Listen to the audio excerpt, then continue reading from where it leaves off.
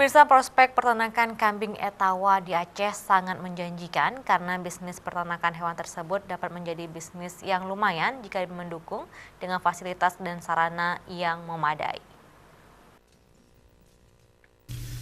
Beginilah aktivitas Ridwan Yusuf, warga Kampung Tibang, Kecamatan Siah Kuala, Banda Aceh di kandang kambing miliknya. Di lokasi ini ia memelihara sebanyak 50 ekor lebih kambing Etawa. Dan bisnis ini sendiri telah ia mulai sejak 7 tahun silam. Untuk mendukung proses pemasaran usahanya, ia meminta kepada pemerintah melalui instansi terkait agar bisa membantunya di bidang penyuluhan dan perawatan serta pemasaran dari hasil kambing yang ia ternak. Hal itu juga untuk mendukung usaha yang telah dilakoninya beberapa tahun silam bisa terus berkembang. Jadi ya mudah-mudahan dibantulah masalahnya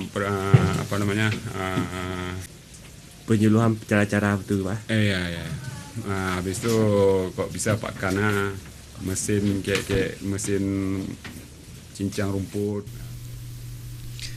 Ridwan menambahkan, mengembangkan usaha peternakan kambing Etawa memiliki prospek ekonomi yang menjanjikan karena selain menghasilkan susu, kambing tersebut juga menghasilkan daging yang bisa dijual di pasaran. Tim Liputan Aceh TV.